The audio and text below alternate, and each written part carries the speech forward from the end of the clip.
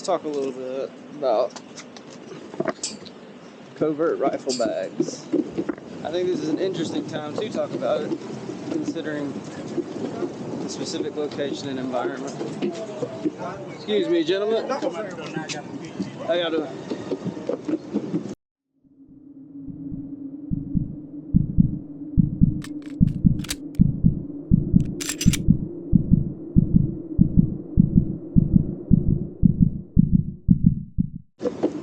That was the Birmingham Police Headquarters. Of course, I'm on public property. I'm not doing anything wrong. In fact, it's not even really a rifle. It's a pistol. So I have a concealed carry permit, even though that Alabama is now, what do you call it? My mind's going blank. I can only do so many things at one time. Now, Alabama is a constitutional carry state, so I'm carrying 2 pistols technically right now. I've got my SIG P365 XL and an appendix holster, tier 1 concealed for those who care. I hope the wind isn't too bad. I'll try to get a place where it's less windy here in a second. And then I also have my CMMG Mark 47. Hey, I have the right of way. Thanks.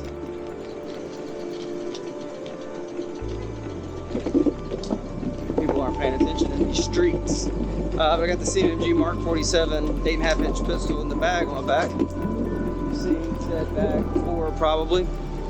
And I want to talk quickly about the pros and cons as a concerned citizen to covert rifle bags. We're kidding ourselves if we don't acknowledge that carrying a rifle presents a completely different capability, or a rifle caliber pistol with a brace presents a completely different set of capabilities to you, the good guy, or to the potential bad guy if he or she is doing the same thing. So when we think about the environment I'm in right now, I'm at the heaviest corner on earth, at least it was at one point. And you can see around the intersections, there's lots of people in the street, lots of vehicles stopped at stoplights, there's pedestrians, many levels of building infrastructure, and you know, me as a good guy, these are potential people that maybe I could protect, not that I'm really in a position to do so. I'm riding down the street with a skateboard. But what if I wasn't a good guy? I mean, this is just how easy it is to carry something. And I guess the point I'm making is not that it's a problem per se that it's easy to carry something of this caliber and no one around me knows. But because it's easy, to me it's all the more reason that good guys consider doing it. If your bad guy has a potential technology at his or her disposal, it'd make a lot of sense for you to also have that technology at your disposal.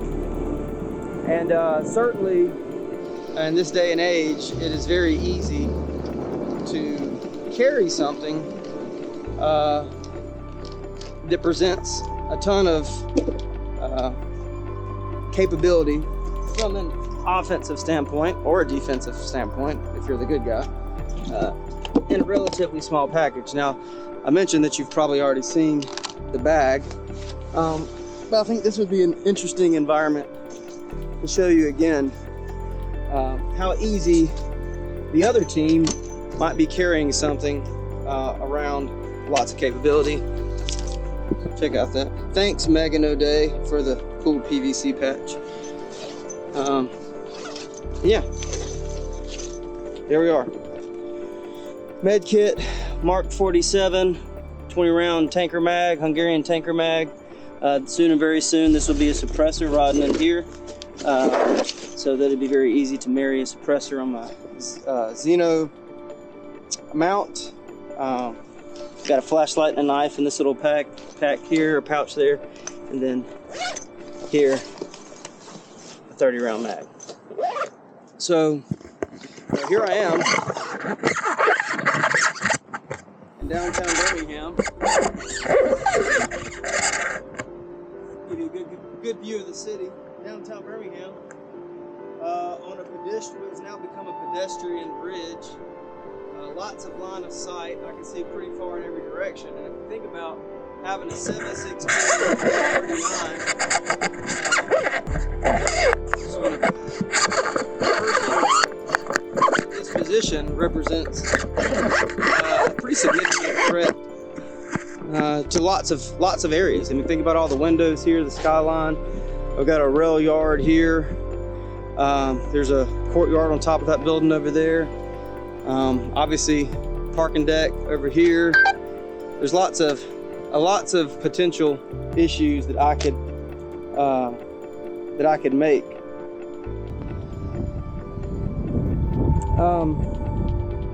Yeah. So, and look, I'm obviously not advocating that a person do nefarious things, but I'm just pointing out that this could be a 7.62 by 39 like I've got. It could also be a 6.5 Creedmoor broken apart, and you could probably get 16 to 17, maybe even 18 inches worth of 6.5 Creedmoor if you took the upper and lower apart in a pistol configuration, or maybe even a rifle configuration in a very small sling bag like this. Once again, not advocating for anything nefarious to happen. I'm just pointing out how easy it is for somebody in your environment to do something nefarious. And I think a lot of times as people who think about self-defense, we're often focused on the guy with the pistol. And granted, that's probably the number one thing you would face right now, when this is recorded in 2022, September. Maybe the guy, statistically speaking, with the pistol, of course he's the highest threat you've got. But what happens if the world changes and society's in a completely different place, and the risk profile changes? I can think of environments I've been in on the other side of the world where the last thing in the world I'd want to do is skyline myself just like I did on that bridge. But it certainly gives you a high vantage point, and I'm just trying to get people to think about, that are watching this once again from the lens of a good guy. What are you prepared to protect yourself against? Here I am rolling the streets of Birmingham with what amounts to an AK-47 in a backpack, completely unbeknownst to everybody around me.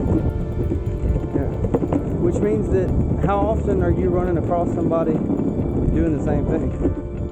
And if how's it going, man? Really loud right here. How often are we running across somebody that has more than just books in their book bag? Are you prepared to run into the guy who also has an AK-47 in this? I'm not pretending I carry this thing everywhere I go, because I absolutely don't. But I am making the point that you can, as long as you're not going through a magnetometer or something like that, or that there's no backpacks allowed. And if you aren't taking advantage of that, somebody else might be. Case in point, the dude right there has a backpack on. The dude that was laying down under the bridge had a backpack with him. We're all just dudes with backpacks, right? Until you're not. So, you should probably highly consider the likely threat that you could be facing in your daily life. Like, first of all, highly unlikely that any of us face a threat. But you delete that reality and say, okay, but if I am going to face a threat, what is the most likely threat I'm going to face? And what reasonable thing should I do to prepare myself for that? And you should absolutely be checking that box.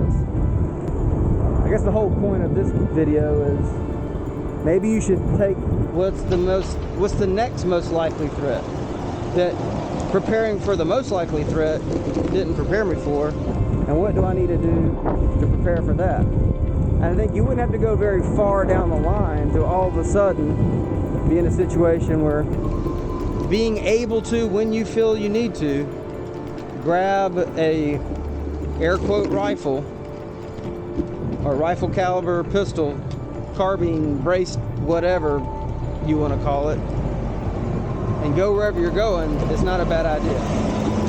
For me personally, I've just decided that I'm going to have this with me every time I go to work. Now, granted, I work in security contracting, and I don't have to hide the fact that I have a rifle in my office. It's all but encouraged. I mean, that's not an issue. So I'm not even having to be a conscientious objector. I'm just being covert to and from the office. And, you know, I've got, ultimately, in our chain of command, I've got 1,400 people that report to me, and a third of them carry a gun every day, if not more. So when you hire and fire as many people as I do who are armed, there's a certain risk profile that comes with that. So I've made the decision that I'm going to be the guy in the office, at least one of the guys in the office, who has a rifle every day. Maybe that doesn't make sense for you, but it makes sense for me. So I've done the same assessment I'm asking you to do, and walked away with not only thinking I need the capability to do this, but I'm committing myself to doing it every day. And so far, it's been a good thing. I think that, you know, I feel more comfortable having this than I would without it. Doesn't mean that I'm afraid at work every day. That's certainly not the case. And, you know, it's not a paranoia thing, but I feel better prepared, which is ultimately what this is always about. I feel better prepared with this capability in practice than I do without it. So, anyway, your mileage may vary. Just think about your environment. Make sure you're prepared for the most likely bad thing that could happen to you, and then go as far down that as you can reasonably do without standing in the way of your life, and prepare for the next thing and the next thing. And as you add capability to your response paradigm, you'll find that you can answer a lot of questions with one bag. Holler.